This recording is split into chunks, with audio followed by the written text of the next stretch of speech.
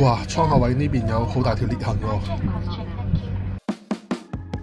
各位觀眾早晨，今期影片就會帶大家從大阪嘅關西機場飛往香港，要搭乘同埋體驗嘅機型就係國泰航空嘅 A350-98。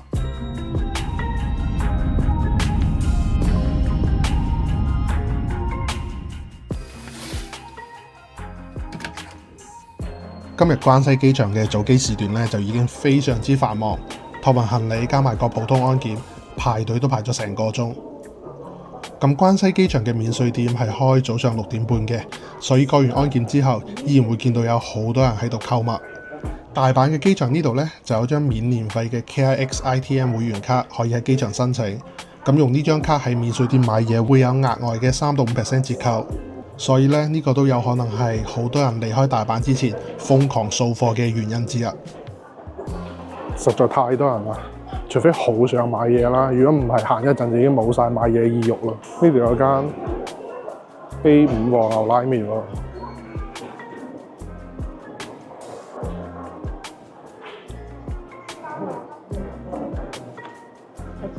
係。ありがとうございます。俾大家睇咩樣先？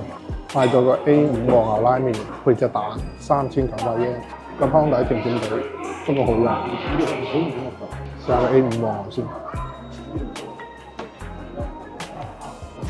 加完味道全咗，不過係咪用料問題啊？同埋位置 location 嘅原因，3900yen都幾貴下。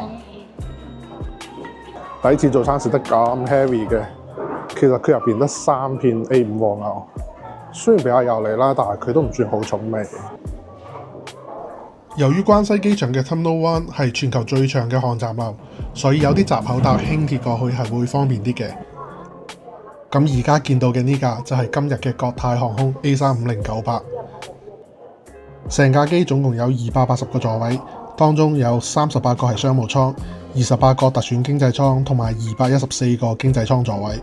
呢架飛機係2017年5月首飛，到而家都只係得8年嘅機齡，算係相當新淨。咁而家我哋就準備登機，睇下入邊究竟係咩環境。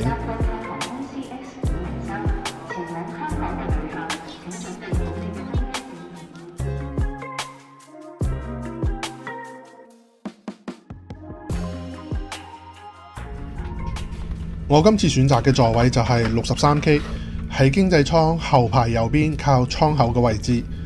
咁呢個位呢，就係國泰一貫嘅墨綠色主調，摸落去嘅質感都幾唔錯，而且坐墊同埋頭枕嘅厚度算適中，背部亦都有承托。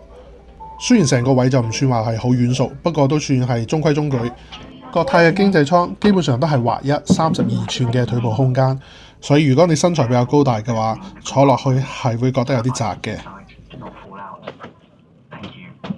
咁前面嗰張摺台咧就都非常之實淨，另外最實用嘅就係嗰個杯架，平時飲水嗰陣就唔使打開張台，呢啲細節位係確實做得幾好嘅。喺充電方面，除咗喺座位下面有一個插頭之外，椅背都仲有一個 USB 插口，用起上嚟咧就係非常之方便。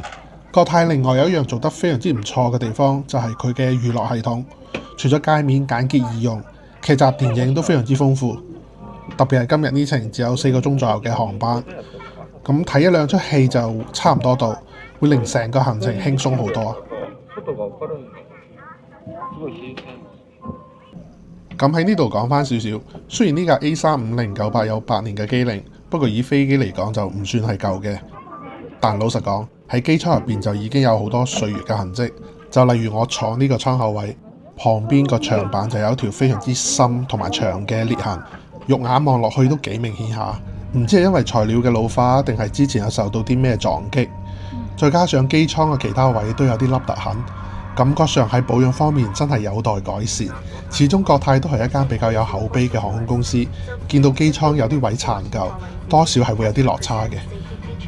如果可以再花多啲心思去處理呢啲細節，相信整體嘅觀感係會好翻唔少。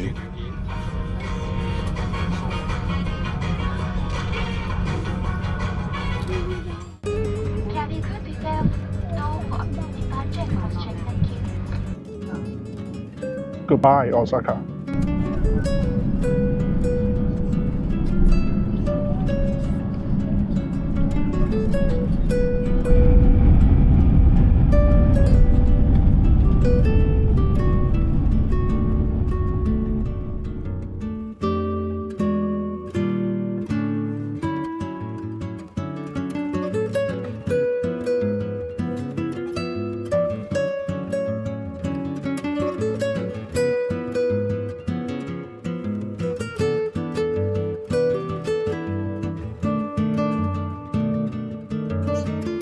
咁喺順利起飛之後冇幾耐，國泰就開始咗佢哋嘅派餐服務。機位餐食牛肉飯定雞肉配薯仔 ，today we serve the beef with rice or chicken with potatoes。成個流程都算係非常之高效，飲品同主菜差唔多都係同時送到。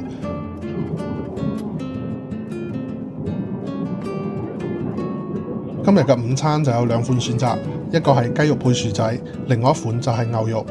其實仲有第3款嘅全素食豆腐，我見都有唔少人揀呢個，不過都有可能係事前訂好嘅特別餐。我自己呢就揀咗個牛肉嘅午餐，跟餐有蕎麥麵、生果，仲有杯雪糕。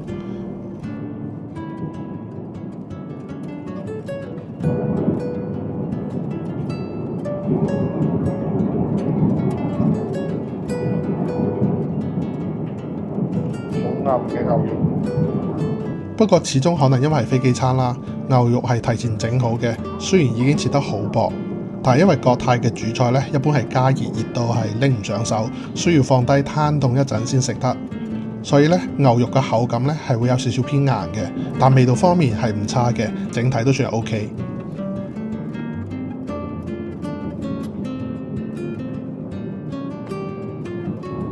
咁喺用完餐之後，我就用咗下佢哋嘅洗手間。經濟艙嘅洗手間呢就唔會特別大嘅，亦都唔會有咩特別嘅 amenity。因為今日呢班機呢係滿座，所以用洗手間嘅人流其實都非常之多。但係呢，喺整潔方面呢，其實國泰做得幾好，洗手間呢係一路都 keep 得比較乾淨嘅。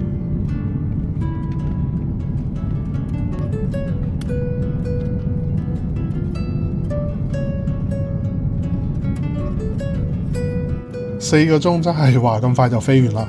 總結一下今次坐國泰 A350-98嘅體驗啦，個座位呢就中規中矩，唔算話係特別舒服，但短途坐幾個鐘係頂得順嘅。至於餐飲方面就唔算係有驚喜，由日本飛都唔算特別好食，感覺未必夠喺香港出發嘅航班水準咁穩定。比較可惜嘅係機艙喺保養方面真係有改善嘅空間，有幾個位都見到有明顯嘅磨損同埋裂痕。以一間定位中高端嘅航空公司嚟講，乘客對呢方面嘅期望自然係會高啲嘅。但整體嚟講唔算係差嘅，穩陣有餘，驚喜就比較少。如果你係追求安全到達、娛樂唔悶、有得食，咁基本上係 OK 嘅。但如果你係對機艙新淨、整體嘅體驗有要求嗰類人，就可能要有少少嘅心理準備。咁大家又點睇呢？有搭過國泰 A350-98嘅你，有冇遇過啲咩奇怪嘅事情呢？留言講下你哋嘅體驗啦。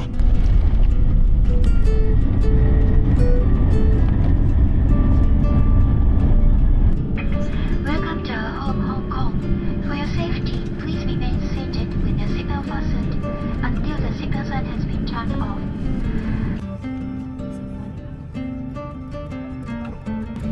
今集就分享到呢度，多謝大家睇到最後。如果你中意呢條航空 vlog 或者對旅行有興趣嘅話，記得點個讚，訂閱埋我個頻道。下次再同大家飛過唔同嘅航線，睇下邊班航班係值得推薦嘅。